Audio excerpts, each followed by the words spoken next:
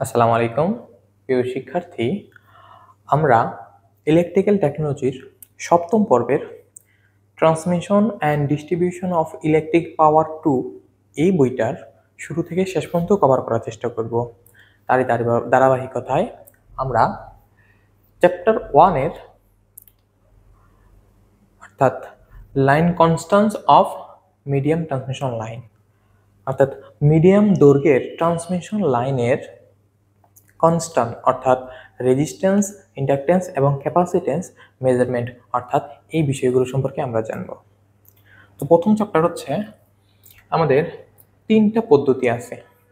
আমরা যারা সপ্তম পর্বে আছি আমরা জানি এই তিনটা পদ্ধতির সাথে আমরা আশা করি পরিচিত। তো সেই ধারাবাহিকতায় আমি এই তিনটা পদ্ধতিকে একটু সংক্ষেপে পরিচয় করে দেওয়ার চেষ্টা করব।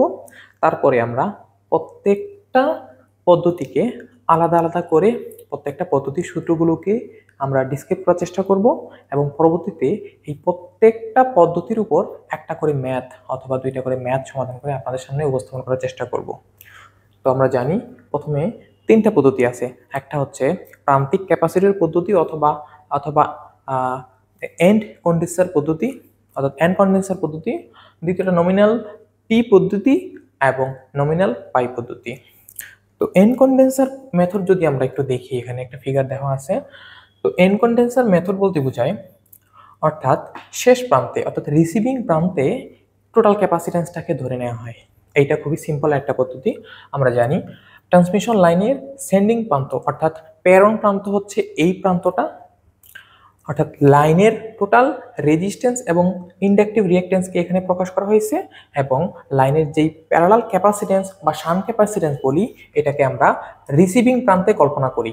এইটাকেই বলি এন্ড কন্ডেন্সার মেথড এবং এইটা হচ্ছে সেই রিসিভিং ভোল্টেজ, এইটা হচ্ছে রিসিভিং কারেন্ট। এই ভোল্টেজ অর্থাৎ রিসিভিং ভোল্টেজ কারেন্ট সাধারণত দেওয়া থাকে বা পাওয়ার দেওয়া থাকে। এখান থেকে আমরা প্রাইমারি অর্থাৎ প্রেরণ প্রান্তের ভোল্টেজ এবং কারেন্টের ইকুয়েশন বের করতে হয়। কখনো কখনো ভোল্টেজ রেগুলেশন অথবা দক্ষতাও বের করতে বলে আমাদের অঙ্কগুলোতে। এখন যদি আমরা নমিনাল টি মেথড বলি, নমিনাল টি মেথডে একটু ভিন্ন রকম।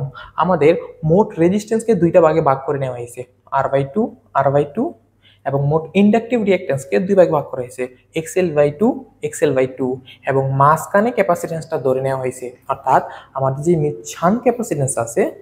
শান্ট ক্যাপাসিটেন্স আছে এটাকে পরিবহন লাইনের মোট দৈর্ঘ্যের মাঝখানে কল্পনা করা হয়।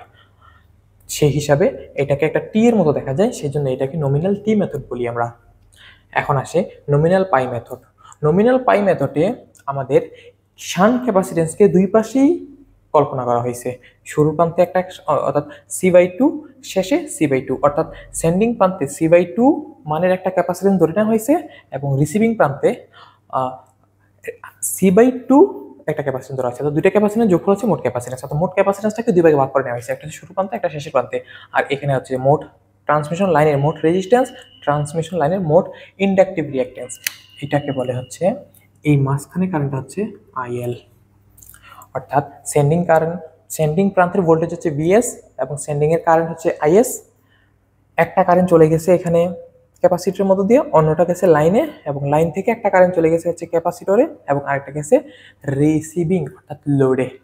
এই কারেন্টটাও সেম, এখানে সেন্ডিং কারেন্ট অর্থাৎ সেন্ডিং প্রান্তের কারেন্ট আসছে, এখানে ক্যাপাসিটর দিয়ে প্রবাহিত কারেন্ট চলে গেছে, এখানে রিসিভিং প্রান্তের কারেন্টটা চলে গেছে। অর্থাৎ অঙ্কগুলো যখন আমরা সমাধান করব, এখানে যখন আমরা ভোল্টেজ ড্রপ ক্যালকুলেশন করব, এটা আসলে এই সেন্ডিং প্রান্তের কারেন্টের সাপেক্ষেই ভোল্টেজ ড্রপ বের করব।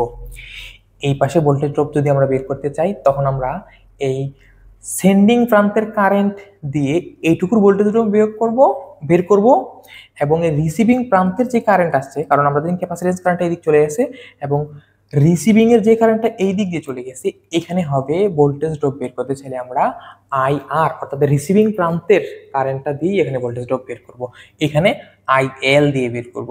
আমরা একটু আগে যেটা বললাম, রিসিভিং কারেন্ট এখানে, সেন্ডিং কারেন্টটা এখানে আসছে, সি/2 এখানে চলে গেছে, বাকি যে কারেন্টটা আছে লাইনের কারেন্ট সেটা লাইন দিয়ে চলে গেছে আইএল এবং রিসিভিং প্রান্তে অন্য একটা ক্যাপাসিটেন্স আছে, যে ক্যাপাসিটেন্স দিয়ে আইসি1 একটা কারেন্ট চলে গেছে এবং অপর যে কারেন্টটা অর্থাৎ লোডের কারেন্টটা ওইখান থেকে ওইদিকে চলে গেছে। তো এই হচ্ছে আমাদের এন কন্ডেন্সার মেথড, নমিনাল টি এবং নমিনাল পাই মেথড। আমরা পরবর্তীতে এগুলোর জন্য ভেক্টর ডায়াগ্রাম এবং এগুলোর সূত্রগুলোর প্রমাণ দেখব। পরবর্তী ভিডিওতে দেখা হচ্ছে ইনশাল্লাহ। সালামু আলাইকুম।